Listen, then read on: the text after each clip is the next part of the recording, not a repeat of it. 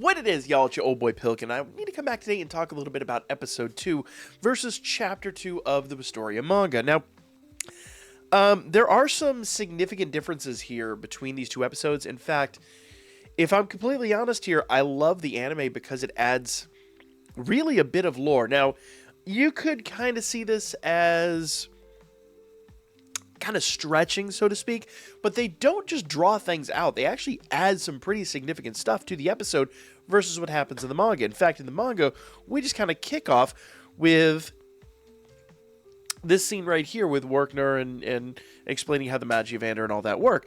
Now, there's some important lore building stuff here, but prior to this in the anime, they do like a whole flashback sequence where they show Will being admitted to the to the school, and they show him going before the headmaster and all that stuff, and all that stuff is actually pretty critical and pretty important and never seems to happen in the manga. In fact, I went back and I read towards the end of the volume where they sometimes add in some notes from Omori and all that stuff, and none of that seems to be there. So this seems to be all stuff that was added for the anime, seems to be pretty unique to the anime.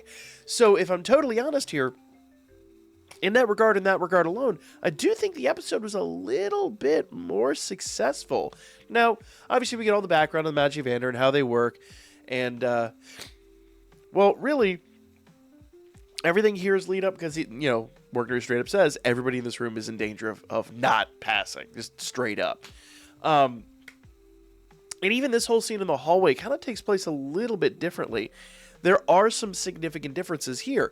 Obviously, the Colette and all them have their conversation, but this interaction between Will and Sion goes over completely differently. Well, not completely differently, but has some serious added tension in the anime itself.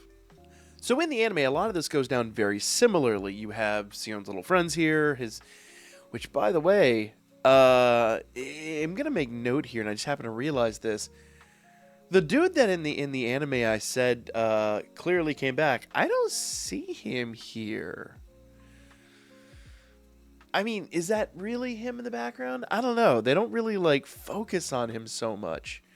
So let's see. I'm actually just now making note of this.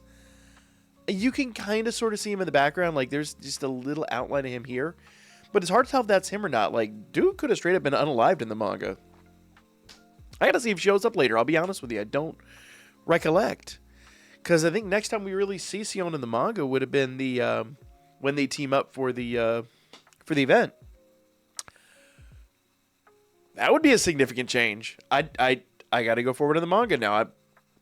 I just realized that now. Because I said in my episode review that dude was clearly unalived. And that seems not to be the case. But here, the interaction between Sion and Will takes a very, very different... I mean, it just has more gravity in the anime, if I'm totally honest here. We obviously see Sion, and we see, he's admitting that Will actually beat the big monster, and we could see his just contempt for Will.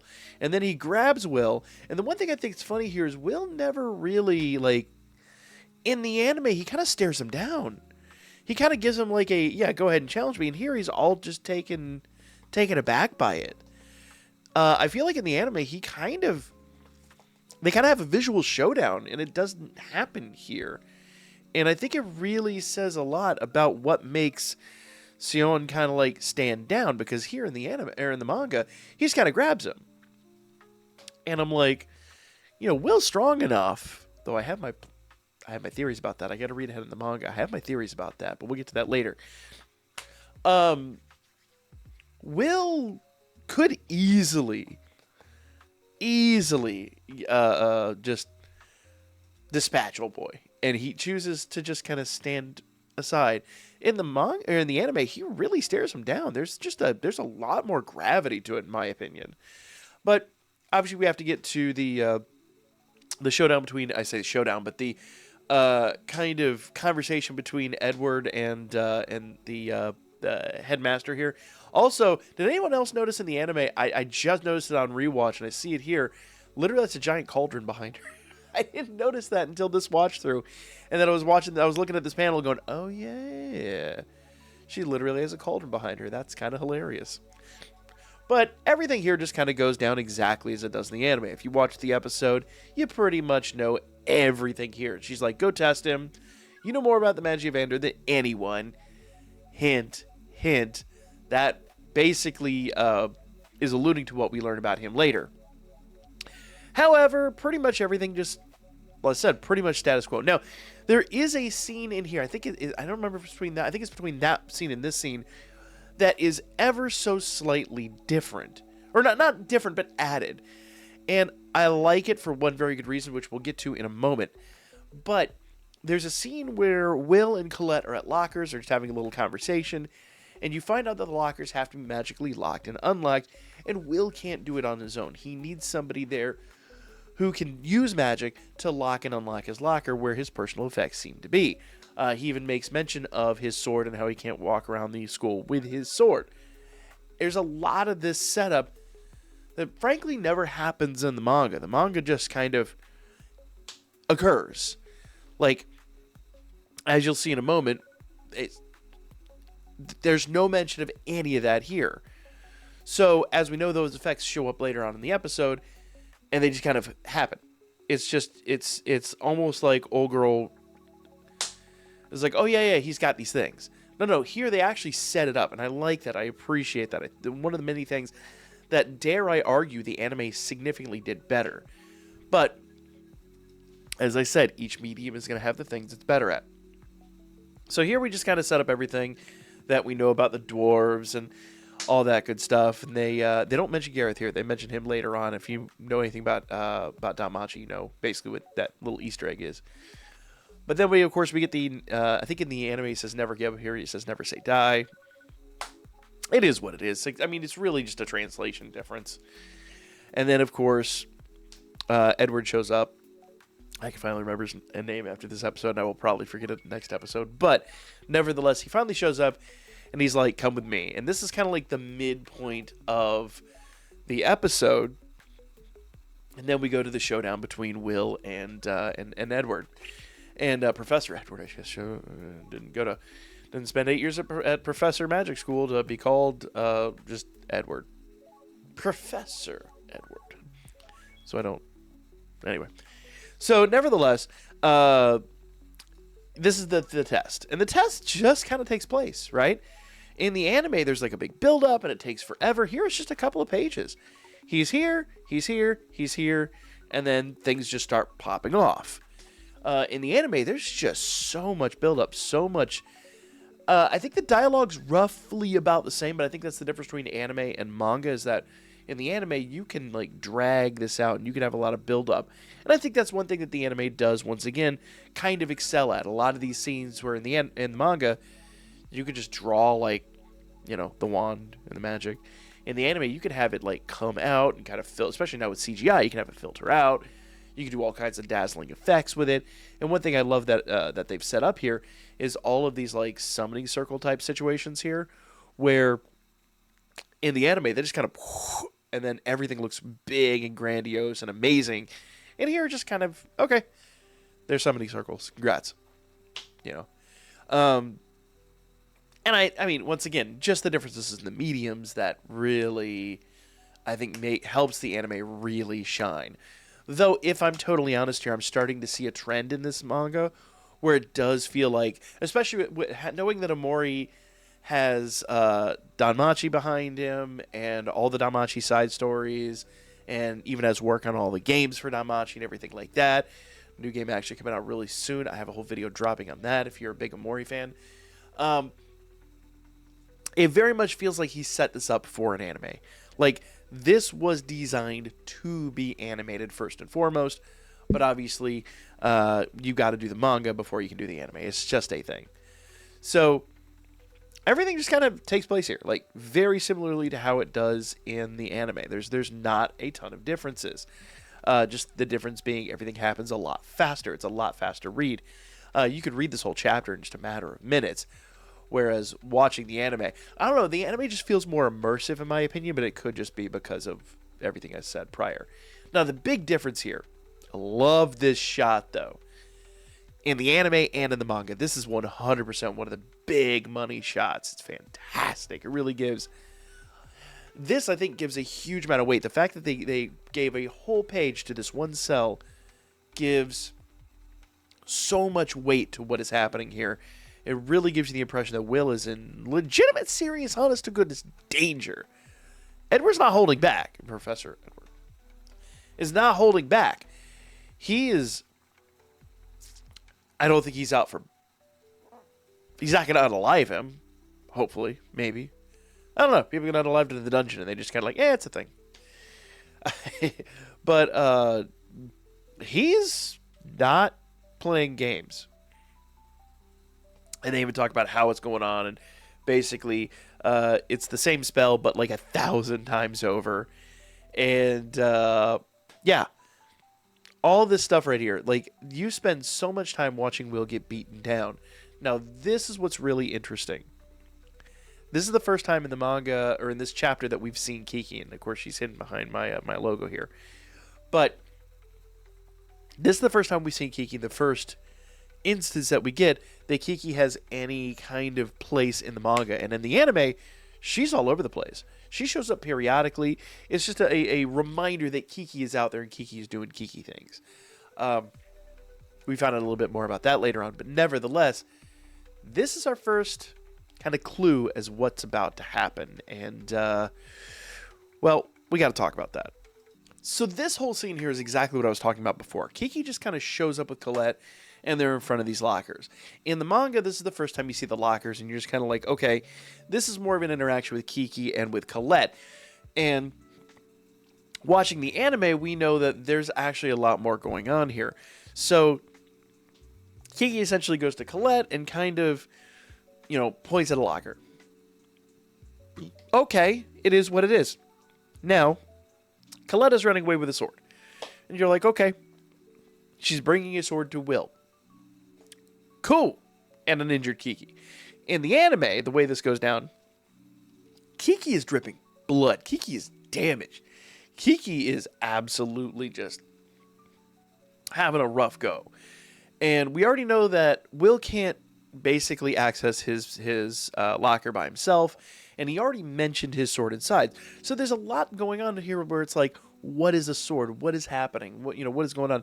Here it's just Colette running with a sword. So it's another instance where I dare I say, and I'm at the risk of just, making the manga fans upset. I honestly think the anime still does a better job right here. When it comes to the differences in the mediums, I'm going to be fair. And where I think the manga did better, I'm going to say the manga did better. Where the anime did better, I'm just going to straight up say the anime did better. It is just a thing at some point. And I maintain my opinion that it feels like Omori did design this to be an anime first and foremost. And I wouldn't be shocked if this becomes significantly more popular than Danmachi on a global scale. I firmly believe this has every capability to do that. Even though there are Easter eggs to the prior property is significantly larger. And frankly, I think the prior property has the ability to go further with the story. This could be, 3-4 seasons. I guess technically you go forever with it, but this is a clear endpoint in time. Whereas, Danmachi can go. I mean, we have 30-something volumes of the light novel, 200 to 400 pages per novel. It's like, okay, well, yeah. I mean, and I'm not saying they can't do it with this. I'm just saying it's unlikely that we are going to go that far with this type of story. Just saying. Just being completely honest here. So obviously, we now have this interaction where we've already mentioned the dwarves. The dwarves are coming into thing. And these 10,000 soldiers annihilated by a single Magiavander. That's it. And he's just like, magic is everything. Magic is the greatest. Everything in Professor Edward's mind. I'm not gonna make that mistake again. I want him coming after me. I couldn't hold up to this barrage. I'm just saying. And you basically have, his opinion is that magic is everything. Physical prowess is nothing. and you see Will literally grab his leg and put his hand on the ground. And once again, this is one of the few moments where we get an insane amount of just gravity and for lack of a better way to put it, weight out of Will's movements. Like here, he literally he's basically implanted his fingers in the ground and he has grabbed Edward's leg and he is about to go ham. Now, I noticed something here and I will do a whole video on it because I don't know if it's been... I got to read the rest of the manga before I do it, but I have a theory about what's going on, but I've got to read the rest of the manga that's out before I make a fool of myself because I'm not quite past season 1 yet, so we got to... There's 44 chapters. It's not a long read, but... We'll catch up soon. We'll talk about that. But this is the first time we really see in the manga the same level of weight and physical prowess that we really see in the anime. They kind of keep it to themselves. So he pulls out the glasses, and as we all know, when Will puts on the glasses, things get real. Now, one thing that you didn't see earlier, and it's kind of happens in the background here, is that Will's glasses fall off. His actual glasses fall off, and that happens right here. In the anime, there's a whole thing about this. That gets a foreground image, but here in the manga, it just kind of happens in the background. So he's obviously got to put on his special "I'm about to mess you up" glasses. So Colette throws the sword. He grabs the sword, and everything kind of goes down exactly how you expect. He puts on the glasses, and boom. It's like Superman Clark Kent situation, except in this situation, Superman is wearing the glasses. It is nuts. He goes all out. It is literally like a transformation. It's really crazy, and I love this shot because it's really this is one of the rare situations where the magic really kind of has a grandiose scale, because you see how small Professor Edward is and how large these circles are and how they're just kind of everywhere and they're kind of all different sizes and all that. And I love that the negative here. I can't even imagine how hard that was to draw. That I think right there really shows the artist's abilities, in that this would be so difficult to get down and so difficult to ink and so difficult to get right.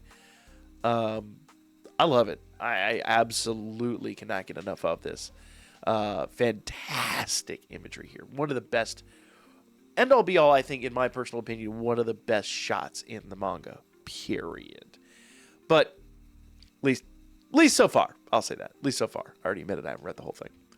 Of course, the clash.